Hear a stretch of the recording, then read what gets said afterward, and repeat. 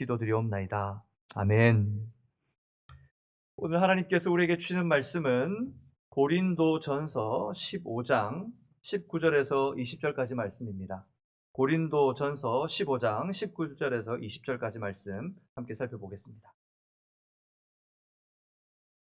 제 성경은 신약 283면에 있습니다.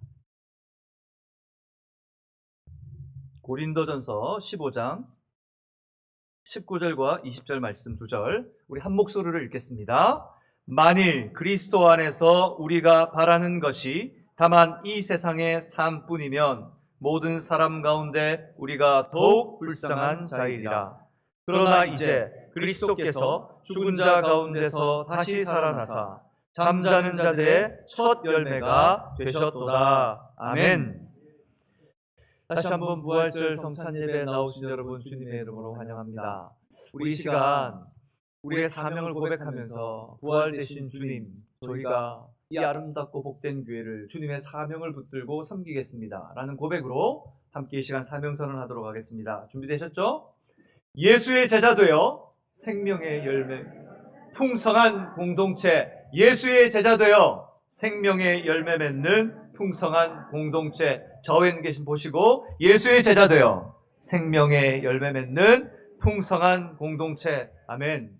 하나님께서 우리 방주선교교회를 통해서 예수의 제자된 사람들을 통해서 부활의 생명을 나누기를 원하는 공동체를 통해서 풍성한 하나님의 은혜가 우리뿐만 아니라 우리 교회 지역을 넘어서 세상과 그리고 지역사회에 증거될 수 있는 복된 교회가 되기를 주님의 이름으로 축복합니다. 기독교의 가장 큰 명절, 절기가 무엇이냐고 묻는다면 여러분 뭐라고 얘기하겠습니까? 추수감사절? 성탄절? 뭘까요? 부활절이죠. 부활절이죠. 모든 절기가 중요합니다. 하지만 예수 그리스도께서 죽으시고 부활한 부활절은 단연 모든 절기보다 가장 큰 절기이며 우리의 축제의 날입니다. 그런데 기독교인으로서 가장 많이 사용하지만 또 그 의미와 가치를 그만큼 이해하지 못하고 있는 단어가 무엇이냐라고 묻는다면 바로 부활일 것입니다. 우리가 여기 앉아 예배하고 있지만 여러분 정말 부활을, 그 가치를 이해하고 믿음의 삶을 살아가고 계십니까? 감사함이 생각해 보시면 여러분 아마 머릿속으로 여러 생각이 지나가실 거예요. 부활이 뭐지? 예수님이 살아나신 것이지. 하지만 그 이상 내 삶에 부활의 흔적이 없다면 아마 우리 마음속에 한켠에 이 시간 함께 참여하며 아쉬운 마음이 들 수도 있겠습니다. 그럼에도 부활은 우리가 노래할 수밖에 없는 영광스러움이며 우리의 소망의 노래가 되는 줄 믿습니다. 그래서 오늘 말씀을 노래할 수밖에 없는 부활이라는 제목으로 함께 나누려고 합니다. 부활절을 맞아 그 부활의 진정한 가치와 의미를 다시 확인하시고 성찬에 참여하며 우리 가슴에 십자가와 부활의 흔적을 가질 수 있기를 주님의 이름으로 축복합니다. 그렇다면 우리가 노래할 수밖에 없는, 우리가 찬송할 수밖에 없는 부활은 무엇일까요? 도대체 어떤 것일까요? 첫 번째, 우리 한번 같이 고백하겠습니다. 시작. 구원하는 능력이 되는 복음. 그렇습니다. 부활은 구원하는 능력이 되는 복음입니다. 오늘 함께 살펴보고 있는 고린도전서는 그리스 헬라 문화의 중심이었던 고린도라고 하는 도시에 세워졌습니다. 여러분 헬라 문화권에 가보시면 특별히 우리 신전들이 있는 곳을 많이 방문하잖아요. 그리고 터키라든지 또 성지 순례로 많이 다녀오실 겁니다. 그런데 이 고린도 지역에 가보면 특별히 신전들이 많은 것을 발견하게 됩니다. 얼마나 많은 우상과 그리고 그 당시의 향락과 문화들이 일어났던 도시인 것을 알게 됩니다.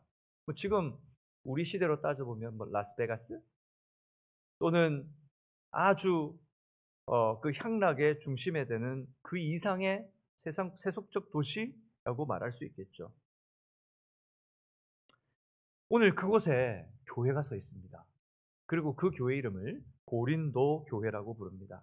사도 바울은 그 고린도 교회를 통해 두 편의 편지를 썼는데 그 중에 하나가 바로 고린도 전서이고 다음 편으로 보낸 것이 고린도 후서입니다.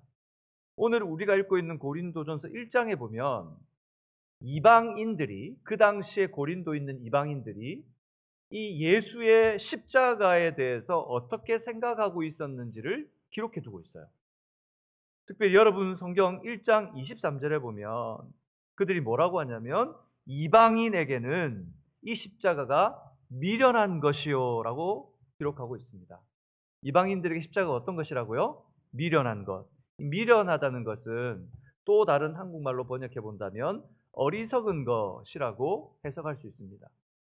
그 사람들이 볼 때는 십자가를 믿는다는 것, 십자가를 따른다는 것이 너무 어리석게 보이는 거예요.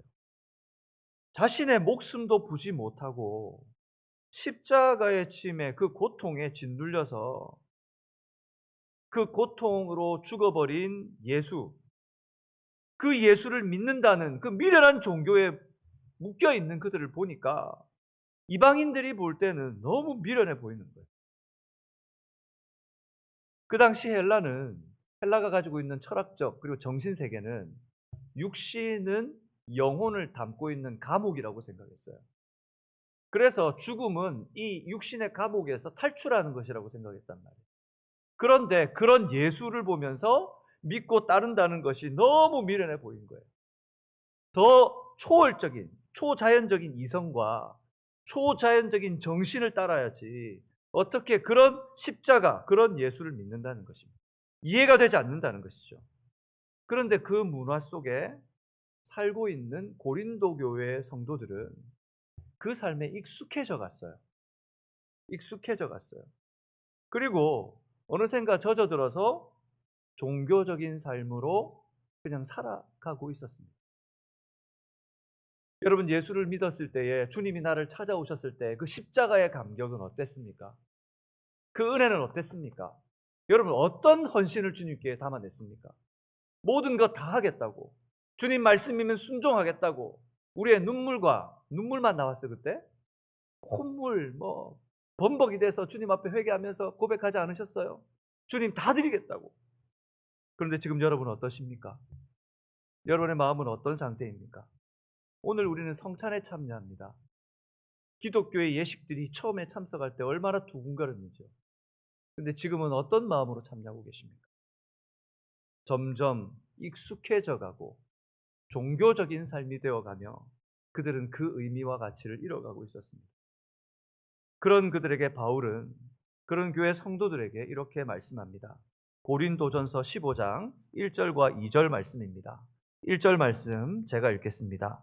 형제들아, 내가 너희에게 전한 복음을 너희에게 알게 하노니 이는 너희가 받은 것이요 또 그 가운데 선 것이라. 2절 같이 읽어볼까요? 시작. 너희가 만일 내가 전한 그 말을 굳게 지키고 헛되이 믿지 아니하였으면 그로 말미암아 구원을 받으리라 말씀하고 있습니다.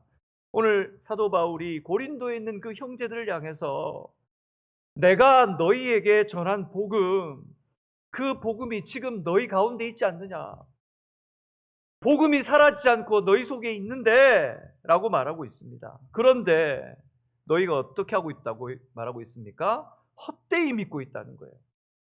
헛되이 믿지 않으면 그 구원의 역사를 맛볼 텐데 너희가 지금 헛되이 믿지 아니하였으면 이라고 말하고 있습니다. 이 헛되다라는 말은 또 다른 말로 어떻게 표현할 수 있습니까? 허황되다라고 표현할 수 있어요. 국어사전을 살펴보니까 허황되다라는 것으로 표현해 놓고 있어요. 허황된 게 뭐예요? 허황된 게 뭐예요? 사실은 요만큼인데 어떻게 하는 거? 다른 사람한테 말할 때는 이만큼이라고 얘기하는 거예요. 내가 가진 실력은 요만큼밖에 없는데 사람들 앞에 서가지고는 마치 자기가 모든 것을 다 할 수 있는 것처럼 막 부풀리며 얘기하는 거예요. 이게 바로 허황되다라고 하는 거예요. 사실보다 더 부풀리고 사실에 맞지 않는 비사실적인 것들로 꾸며내는 것. 즉 말이 안 된다고 그들은 생각하고 있었습니다. 헛되이 믿었다는 것은 십자가는 부활은 어떻게 진짜 그런 일이 일어날 수 있어? 에이, 무슨 일이 있었겠지 라는 은연중에 그런 마음으로 주님을 믿었으며 그 십자가를 미련하게 보고 여겼다는 것입니다. 의심 있는 마음으로 그들은 따르고 있었습니다. 여러분 어떠신가요? 여러분 부활을 믿으십니까? 십자가를 믿으십니까? 그 정도로 대답하면 안 돼요. 그 정도로 대답하면 안 돼요. 여러분 부활을 믿으십니까? 1번, 2번, 3번, 4번 나눠 가면 해볼까요? 십자가를 믿으십니까? 여러분, 우리 삶 속에 십자가와 부활은 의심 없이 고백되어져야 합니다. 그리고 그 십자가와 부활에 대해서 묻는 자들에게 눈빛이 흐려져서 삶 속에 힘들고 어려움 속에 묻혀 있다가도 십자가와 부활에 대해 증거할 때 우리 눈빛이 살아나야 합니다. 우리의 입술이 떨려야 합니다. 우리의 가슴이 뛰어야 합니다. 그런데 우리는 정말 십자가와 부활을 그렇게 받아들이고 살아가고 있습니까? 그렇게 살지 못하는 고린도에 있는 교회들에게 주님 오늘 바울을 통해서 일침을 가하고 있는 것입니다. 너희가 왜 너희 속에 있는 이 보물, 이 복음을 헛되이 믿고 있느냐? 그 말을 굳게 지킨다면 그 복음으로 말미암아 구원을 받으리라 라고 말하고 있는 것입니다. 그런데 왜 이 복음이 너희에게 역사하지 못하고 있느냐? 바로 너희에게 있는 복음, 그 구원을 주시는 하나님의 말씀이라는 거 잊지 말라는 것입니다. 사랑하는 여러분, 여러분의 삶 속에서 복음이 잊혀지지 않도록 여러분의 마음과 생각을 말씀으로 동여매시기를 주님의 이름으로 부탁드립니다. 특별히 사도 바울에게 있어서 이 복음은 뗄래야 뗄 수 없는 것이었습니다. 목사가 지금 여러분에게 부활과 십자가를 증거하면서 나는 안 믿는 거예요. 나는 안 믿으면서 여러분에게 좋은 말로 막 미사 여구를 막 섞어가면서 막 허황된 말들로 속일 수 있어요. 속일 수 있습니다. 실제로 복음주의가 아닌 개혁주의 신앙이 아닌 자유주의 계통에 있는 목사들 복음을 믿지 않습니다. 십자가의 사건과 동정녀 마리아, 하나님께서 하신 일들에 대해 이것들 신화화시켜요. 사람들이 만들어 꾸며낸 신화처럼 말하고 있단 말이에요. 그러면서 그것들을 하나님의 말씀으로 받아들이지 않습니다. 하지만 오늘 이 복음을 전하고 있는 바울에게 있어서 이 십자가와 부활은 그 존재 이유 자체였습니다. 로마서 1장과 2절에 보면 1장 1절에 이렇게 이야기합니다. 내가 하나님의 복음을 위하여 부르심을 받았다. 내가 하나님께서 나를 복음 때문에 부르셨다라고 그는 고백해요. 그러면서 이 복음이 어떤 것이냐라고 2절에 말하고 있는데 보니까 이 복음이 누구에 관한 약속? 아들에 관한 약속이라는 거예요. 하나님의 아들에 관한 약속이라는 거예요. 하나님의 아들에 관한 약속. 그 복음을 내가 하나님께로부터 부탁받았다는 거예요. 그래서 이 복음은 사도 바울에게는 존재의 자체였습니다. 그리고 로마서 1장 4절에 이렇게 말합니다. 로마서 1장 4절 같이 읽어볼까요? 시작. 성결의 영으로는 죽은 자들 가운데서 부활하사 능력으로 하나님의 아들로 선포되셨으니 곧 우리 주 예수 그리스도시니라. 아멘. 오늘 이 복음은 무엇입니까? 예수의 죽음과 부활입니다. 예수의 죽음과 부활을 한마디로 뭐라고 얘기할 수 있다고요, 여러분? 복음입니다. 저를 따라서 해볼까요? 복음은 십자가와 부활입니다. 이 복음을 전하는 것이 바로 사도 바울의 사명이었으며 존재 이유였습니다. 그러니 사도 바울에게 이 복음은 뗄래야 뗄 수 없는 것이며 거짓으로 고백할 수 없는 것이었습니다. 로마서 10장 9절에는 이 구원의 믿음을 다시 한번 말해주고 선언하고 있습니다. 같이 읽어볼까요? 시작. 내가 만일 내 입으로 예수를 주로 시인하며 또 하나님께서 그를 죽은 자 가운데서 살리신 것을 내 마음에 믿으면 구원을 받으리라. 복음의 핵심을 다시 뭐라고 얘기하고 있습니까? 죽은 자 가운데서라고 이야기합니다. 죽은 자 가운데서라고 얘기하는 것은 예수 그리스도께서 지금 어떤 상태까지 동참하셨다는 거예요? 죽으셨다는 거예요. 죽으신 십자가를 이야기하는 겁니다. 죽은 자 가운데서 무엇하신 것을? 살리신 것을. 뭘 얘기하는 것입니까? 부활을 이야기하는 것입니다. 다시 말하면 복음의 핵심을 말하라고 하면 십자가와 부활이라는 것입니다. 이 둘은 따로 뗄래야 떼어놓고 생각할 수 없는 것입니다. 마치 하나를 설명하기 위해서 바늘과 실이 서로 엉켜서 따라오는 것처럼 하나를 설명하기 위해서는 또 다른 하나가 분명히 있어야 합니다. 주님의 부활을 경험하고 싶으십니까? 그렇다면 십자가를 경험하셔야 합니다. 여러분 정말 부활의 소망을 누리고 싶으십니까? 주님과 함께 죽으셔야 합니다. 십자가를 경험하고 계십니까? 그렇다면 부활의 소망이 내 속에 끊임없이 나타나야 합니다. 그런데 포스트 모더니즘 시대를 살아가는 수많은 성도들이 부활은 이야기하지만 십자가는 동참하려 하지 않습니다. 십자가는 이야기하지만 소망 가운데 감사와 은혜가 사라져 버렸습니다.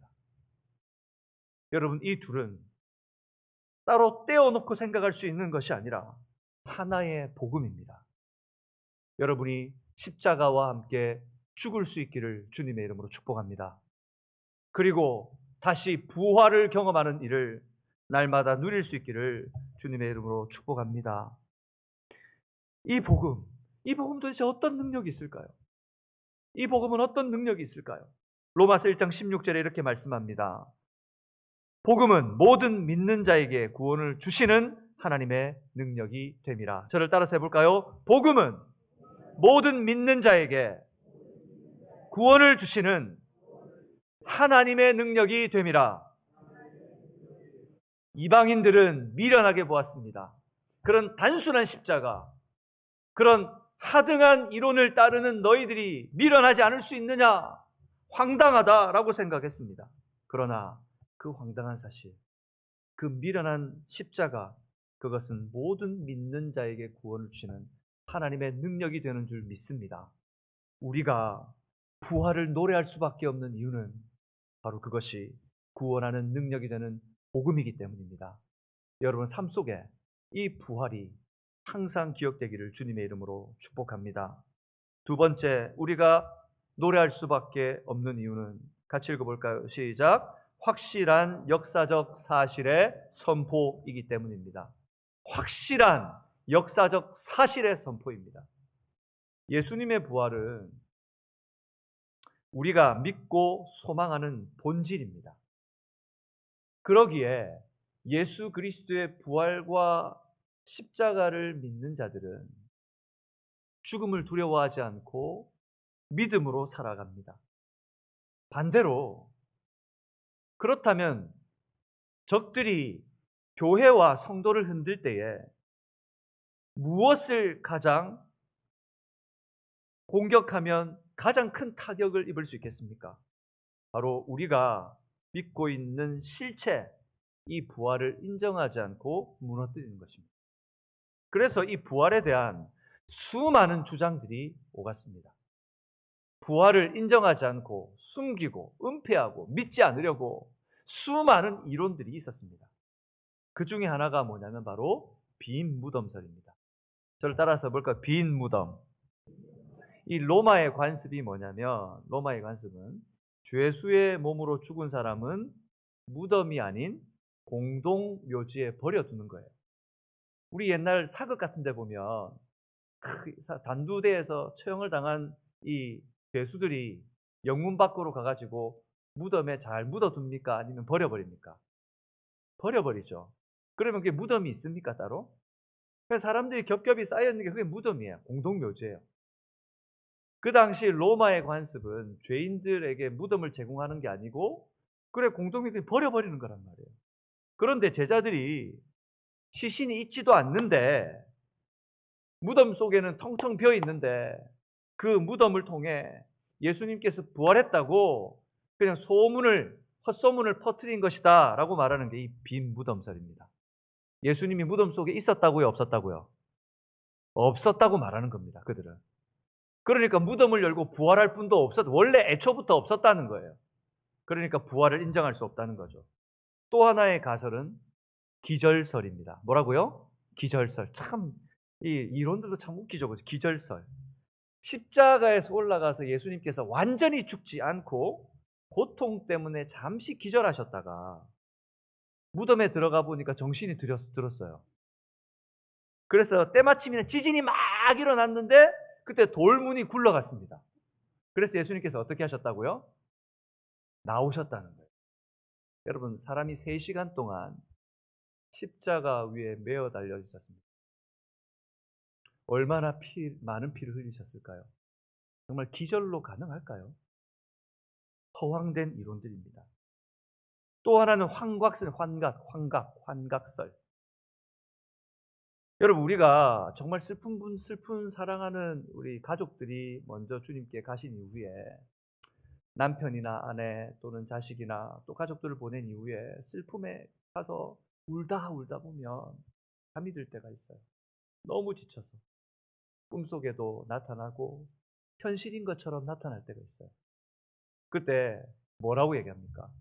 얘들아, 자녀들에게 말하죠. 아버지가 꿈속에 오셨다. 또는 우리 애가 날 찾아왔어요. 라고 하면서 이야기하세요. 근데 여러분, 그 현실입니까? 꿈입니까? 근데 이것을 그런 고통 가운데 있는 분들은 현실과 꿈 사이를 오간단 말이에요. 이게 현실인지 꿈인지 분간이 가지 않아요.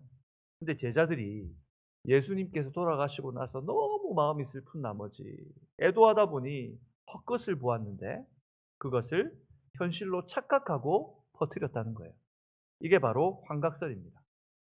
마지막으로 도둑설입니다. 도둑설. 뭐라고요? 도둑설. 말 그대로 뭐 했다는 거예요? 예수님의 시체를 도둑질해 갔다는 거예요. 제자들이 자신의 정당성을 주장하기 위해서 예수님의 시신을 도둑질해 가놓고 예수님이 부활했다고 우긴다는 거예요. 이 말씀이 마태복음 28장 11절에서 15절까지 있습니다. 여러분 집에 가셔서 마태복음 28장 11절에서 15절 한번 보세요. 그래 놓고 사람들에게 어떻게 퍼뜨리냐면 그렇게 자기들이 그런 이론을 만들어 놓고 제자들이 예수님 도둑질해 갔다고 퍼뜨리라고 말했습니다. 지금 이런 이론들이 교회와 성도들에게 파다하게 퍼져 있다는 거예요. 그리고 그들의 마음에 이 부활에 대해서 온전히 믿지 못하고 흔들리고 있다는 겁니다. 이 이론들에 따르면 예수님의 부활은 거짓이고 착각이고 오해라는 거예요.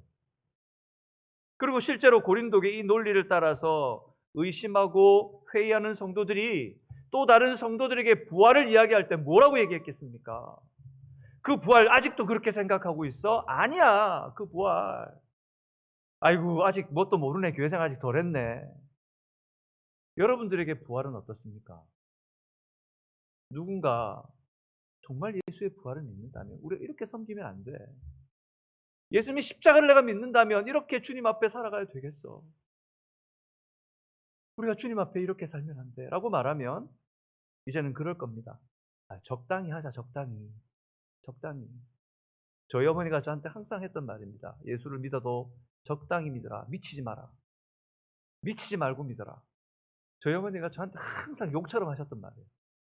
예수 믿기 전에 저에게 예수를 믿어 저렇게 어떻게 이런 말씀 죄송합니다. 더럽게 믿냐고. 왜 이렇게 미쳤냐고. 항상 저에게 나무랐던 말씀이셨어요.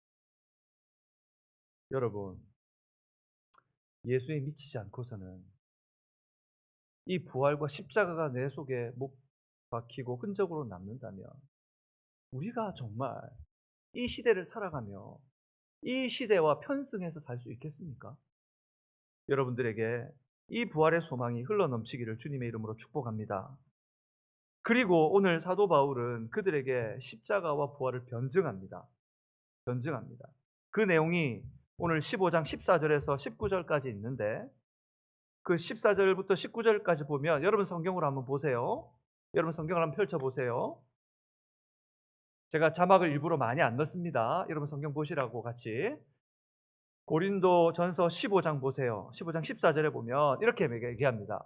너희가 그렇게 부활에 대해서 온전히 믿지 못하는데 부활이 없다면 14절 우리가 전파하는 것은 무엇이라고요?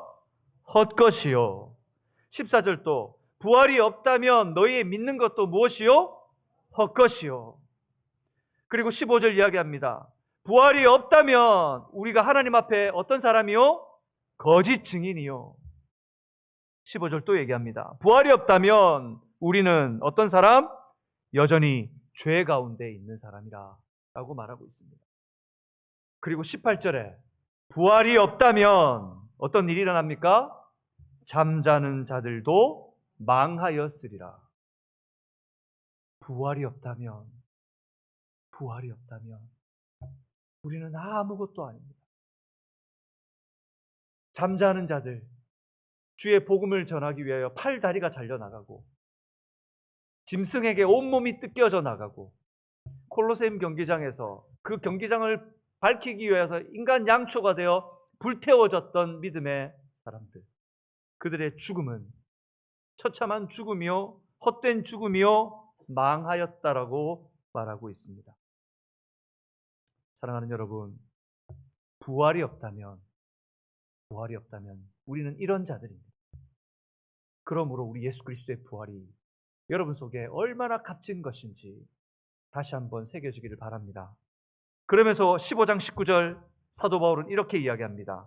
15장 19절 말씀 같이 읽겠습니다. 시작. 만일 그리스도 안에서 우리가 바라는 것이 다만 이 세상의 삶뿐이면 모든 사람 가운데 우리가 더욱 불쌍한 자이리라. 예수를 믿으며 부활을 믿으며 부활의 온전한 역사를 깨닫지 못하고 이 삶에 만족하면서 이 정도면 되었다라고 안일해 사는 삶이 있다면 그것은 더욱 불쌍한 자라는 것입니다. 부활을 알고도 부활의 소식을 듣고도 세상의 삶에 도취되어 그것으로 만족하고 살아간다면 그처럼 불쌍한 자는 없을 것이라는 것입니다. 정말 부활의 실체가 없다면 여러분, 우리는 세상에서 가장 비참한 사람들입니다.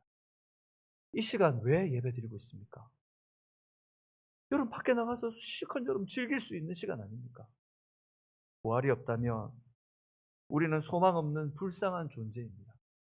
지금까지 이렇게 주님을 향해 달려오고 우리의 삶을 바치며 주님께 헌신하며 살아왔는데 우리는 그냥 나조차고 나의 거짓에 속아 그냥 그렇게 살아온 사람들입니다.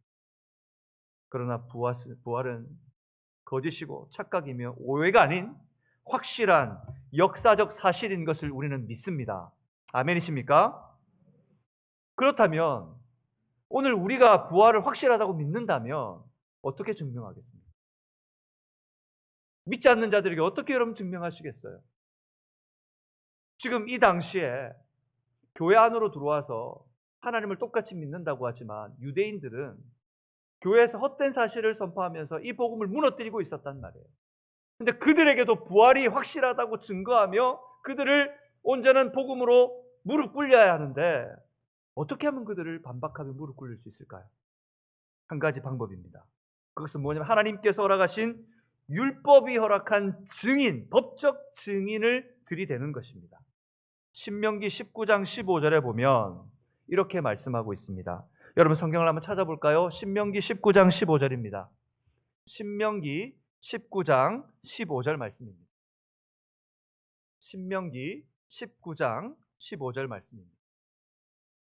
다 찾으셨으면 함께 읽겠습니다. 신명기 19장 15절 말씀입니다. 시작. 사람의 모든 악에 관하여 또는 모든 죄에 관하여는 한 증인으로만 정할 것이 아니 어떻게 해요? 그 다음에 두 증인의 입으로나 또는 세 증인의 입으로 그 사건을 확증할 것이며.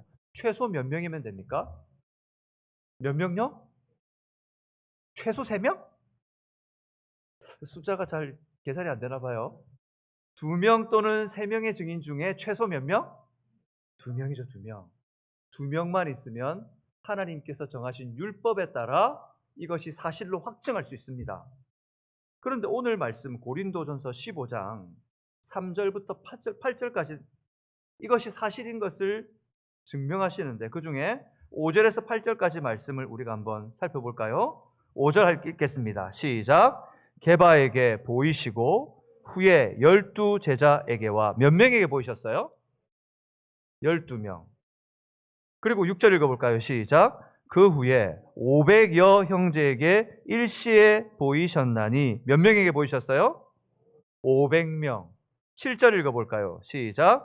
그 후에 야고보에게 보이셨으며 그 후에 모든 사도에게와 몇 명에게 보이셨어요? 최소 몇 명? 최소 1명. 합치면 모든 사도까지 하면 8절 읽어볼까요? 시작. 맨 나중에 만삭되지 못하여 난 자 같은 내게도 보이셨느니라. 만삭되지 못한 자가 누구예요? 지금 몇 명이 보았다는 거예요? 500명이 넘는 사람이 500명이 넘는 사람들이 예수님의 부활을 목격했습니다. 근데 그 중에 오늘 이 복음을 전하고 있는 누구도 바울도 목격한 증인이라는 거예요. 나도 목격했을 뿐만 아니라 500명이 넘는 수많은 사람들, 500여 형제라 그랬으니까 사실 500명이 넘는 거예요. 셀 수 없는 사람들이 봤다는 거예요. 여러분, 우리가 부활을 노래할 수밖에 없는 이유를 아시겠습니까? 부활은 사람들이 생각하는 것처럼 오해나 착각이나 거짓이 아닌 역사적 사실인 것을 저는 믿습니다. 여러분 속에 이 믿음이 있다면 여러분의 삶에 고난이 닥치고 어려움이 닥치고 환난이 닥칠지라도 노래할 수 있기를 주님의 이름으로 축복합니다. 마지막 세 번째, 왜 부활이 노래할 수밖에 없는 이유일까요? 같이 읽어볼까요? 시작. 궁극적 승리의 보장이 되는 소식이기 때문입니다. 궁극적 승리의 보장이 되는 소식. 지금은 우리가 잠시 이 길을 달려가며 좀 힘들고 지치고 낭망할 수 있어요. 여러분, 42.195m 마라톤 마라토너들이 가다 보면 42.195km를 달리면서 2등으로 3등으로 쳐질 수도 있고 그 이상 쳐질 수도 있어요. 하지만 궁극적으로 그 인생이 실패한 인생이 아닙니다. 오늘 우리의 인생이 지금 어려움에 처해 있을지라도 하나님의 부활의 이 소식은 우리의 궁극적인 승리의 보장이 되심을 믿으시기를 주님의 이름으로 축복합니다. 우리는 역사 속에서 위대한 인물들, 영광스러운 이야기들을 많이 듣고 있습니다. 그들의 이름들은 우리의 기억 속에 그리고 기록에 남아 오랜 세월을 함께 살아가고 있습니다. 저희 집에 가면 패밀리룸에 이제 책장을 만들고 아이들 책을 꽂아놨거든요. 근데 그 중에 이만큼이 위인전입니다. 위인전. 얼마나 많은 세상에 위인들이 있는지요. 얼마나 수많은 천재들과 뛰어난 사람들이 있는지 모릅니다. 그 사람들과 비교해보면 우리는 비교가 되는 사람들입니까? 이 사람들의 책들을 사람들이 모았어요. 이 사람들의 글과 생각들을 모아서 이 사람들의 생각과 글을 뭐라고 이름을 지었냐면 바로 고전이라고 해요. 고전. 뭐라고 한다고요? 고전. 이게 무슨 뜻인지 아세요? 천재들의 이야기. 천재들의 이야기. 그래서 이 세상을 운영하는 리더들이나 또는 돈 많은 권력자들의 아이들은 이 고전들을 읽혀요. 왜요? 천재들의 글을 읽고 천재들의 생각을 받아서 그 아이들도 이 세상을 지배하고 다스리는 뭐가 되라고? 천재가 되라고. 실제로 그 생각들은 세상을 관통하는 생각들과 이론들이 많습니다. 특별히 인문학이라고 부르는 이 고전들은 세상을 이해하고 뒤흔들어 놓을 만한 놀라운 지혜들이 담겨져 있습니다. 하지만 여러분, 그들의 물질과 힘으로도 아무리 그렇게 노력하고 그들의 책을 읽는다고 해도 극복할 수 없는 한 가지가 있습니다. 그게 뭘까요? 그게 뭘까요? 바로 죽음입니다. 죽음. 누구도 피할 수 없고 부정할 수 없는 두려움. 수많은 것을 손에 쥐고 세상을 다 가졌다고 해도 마침내 그것조차도 다 손에 놓고 한평 남짓한 땅 속에 묻혀 끝내야 되는 죽음. 그들은 그것을 두려워하고 그것을 인생의 마지막으로 생각하며 살아갑니다. 그런데 오늘 20절 말씀은 15장 20절 말씀은 우리에게 이렇게 말씀합니다. 같이 읽어볼까요? 시작. 그러나 이제 그리스도께서 죽은 자 가운데서 다시 살아나사 잠자는 자들의 아멘. 예수의 부활은 영원한 구원을 주시는 복음인 줄 믿습니다. 아멘. 그리고 이 복음은 확실한 역사적 사실임을 우리는 오늘 말씀을 통해 확인했습니다. 그런데 오늘 또 50절 말씀은 뭐라 그러냐면 예수님의 부활이 첫 열매라는 거예요. 첫 열매. 무슨 열매요? 첫 열매. 여러분, 첫 열매가 뭐예요? 우리가 지금 이제 봄이 되고 과실나무들에 조그맣게 꽃이 피고 이제 꽃이 지면 그 꽃이 진 자리에 이제 뭐가 열리기 시작해요? 과일 열매들이 시작해요. 열매가 하나 예쁘게 열렸어요. 그러면 그 과일나무의 주인은 뭘 기대할까요? 아, 이번에 과일들이 풍성하게 열리겠구나 라는 것을 기대해요. 하나의 과일이 열린 것은 수많은 열매가 열릴 것에 대한 예고편이요. 그리고 여기에 대한 선언인 것입니다. 예수님의 부활은 우리가 부활할 것에 대한, 우리가 영광스럽게 부활할 것에 대한 선언인 줄 믿습니다. 그런데 문제는 뭐냐? 여러분 50절 한번 볼까요? 50절. 15장 50절 한번 보겠습니다. 같이 읽겠습니다. 시작. 형제들아, 내가 이것을 말하노니 혈과 육은 하나님 나라를 이어받을 수 없고 또한 썩는 것은 썩지 아니할 것을 유업으로 받지 못하느니라. 여러분, 우리가 이 영광스러운 하나님의 그 부활을 경험하는 인생이 되어야 하는데 혈과 육에 속한 사람들은 하나님의 나라를 이어받을 수 있다고요, 없다고요? 그런데 우리가 어디에 속한 사람들입니까? 혈과 육에 속한 사람들 아닙니까? 에베소서 2장의 말씀처럼 본질상 우리의 욕심과 마음이 원하는 대로 사람들이잖아요. 우리 마음대로 살고 우리 원하는 대로 살잖아요.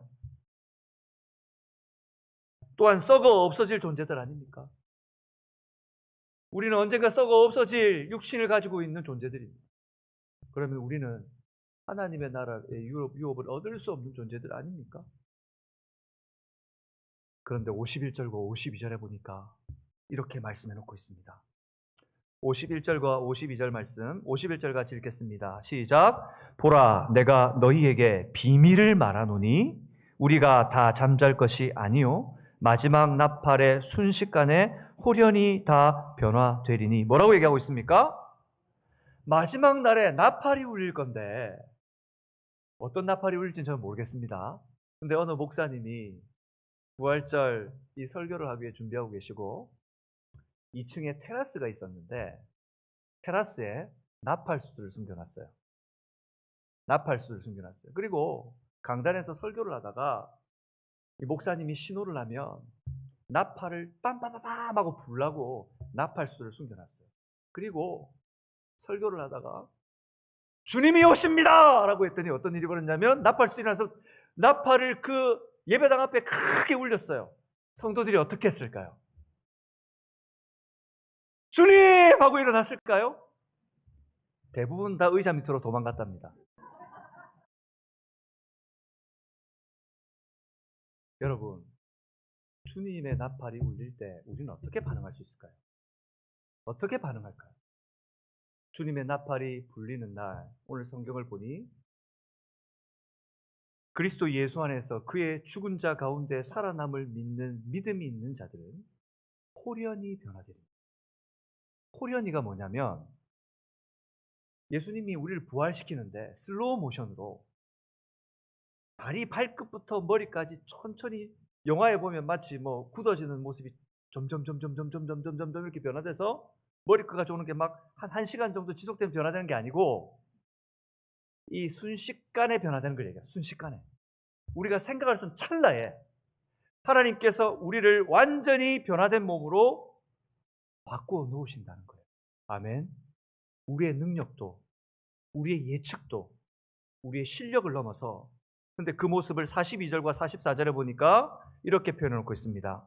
썩을 것이 썩지 아니할 몸으로, 욕된 것이 영광스러운 것으로, 약한 것이 강한 것으로 다시 살아나니라 말씀합니다. 아멘.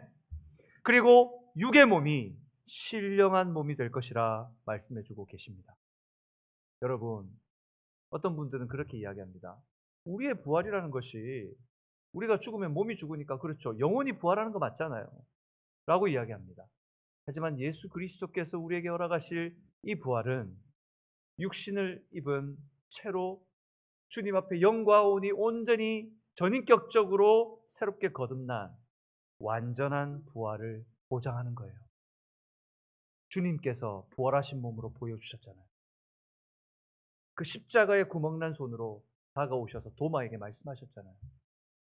그 부활한 몸을 우리에게 완전한 부활을 허락하실 줄 믿습니다.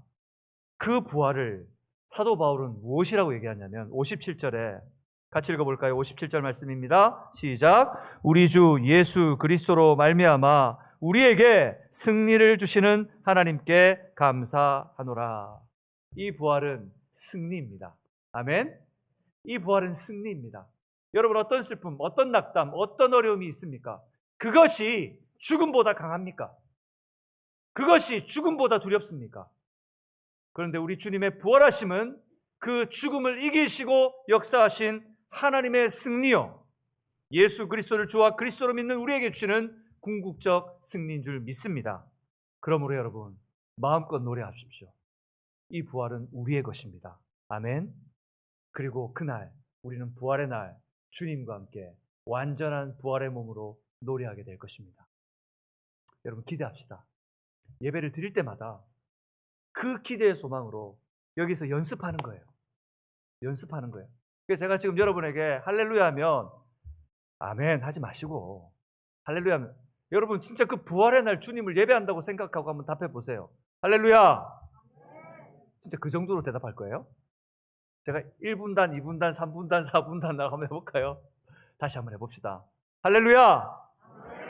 주님 앞에 기왕에 아멘 할 거면 뜨겁게 아멘 하시고, 아니면 마음속으로 주님을 정말 뜨겁게 붙들고 회개하시고 주님 앞에 차지도 않고 뜨겁지도 않은 신앙이 아닌 뜨거운 믿음으로 나갈 수 있기를 주님의 이름으로 축복합니다.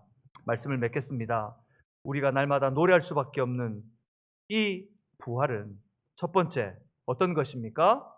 구원하는 능력이 되는 복음입니다. 두 번째 무엇입니까? 확실한 역사적 사실의 선포입니다. 세 번째 무엇입니까? 궁극적 승리의 보장이 되는 소식입니다. 이 부활의 역사가 여러분들 가운데 흘러넘치기를 주님의 이름으로 축복합니다. 이 시간 이 말씀